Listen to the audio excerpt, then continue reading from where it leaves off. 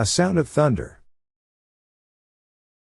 In the year 2055, time travel has become a practical reality, and the company Time Safari Incorporated offers wealthy adventurers the chance to travel back in time to hunt extinct species such as dinosaurs.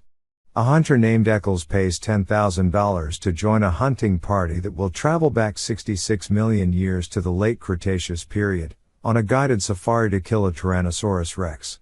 As the party waits to depart, they discuss the recent presidential elections in which an apparently fascist candidate, Deutsche, has been defeated by his opponent Keith, to the relief of many concerned. When the party arrives in the past, Travis, the hunting guide, Anne Lesperance, Travis's assistant, warn Eccles and the two other hunters, Billings and Kramer, about the necessity of minimizing the events they change before they go back, since even the smallest alterations to the distant past could snowball into catastrophic changes in history.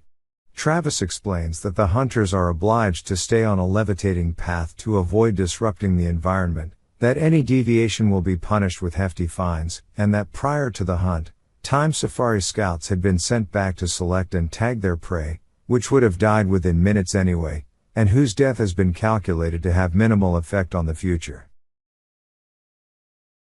Although Eccles is initially excited about the hunt, when the monstrous Tyrannosaurus approaches, he loses his nerve.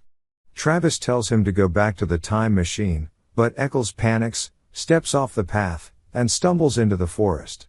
Eccles hears shots, and on his return he sees that the two guides have killed the dinosaur, and shortly afterward the falling tree that would have killed the T-Rex has landed on top of it. Realizing that Eccles has fallen off the path, Travis threatens to leave him in the past unless he removes the bullets from the dinosaur's body, as they cannot be left behind. Eccles obeys, but Travis remains furious, threatening on the return trip to shoot him.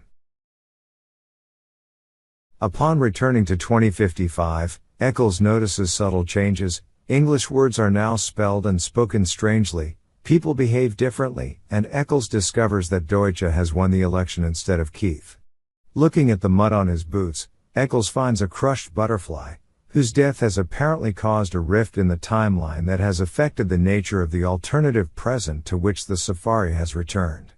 He frantically pleads with Travis to take him back into the past to undo the damage, but Travis had previously explained that the time machine cannot return to any point in time that it has already visited, so as to prevent any paradoxes.